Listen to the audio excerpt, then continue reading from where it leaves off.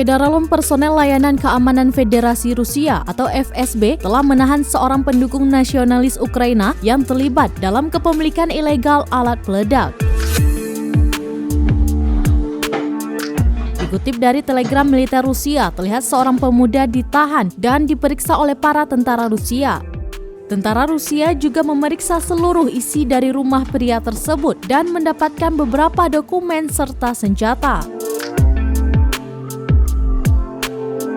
Pada tubuh pria tersebut juga terdapat tato dengan lambang Nazi. Tentara Rusia juga menemukan sebuah alat peledak ilegal serta komponen-komponen untuk merakit alat peledak tersebut.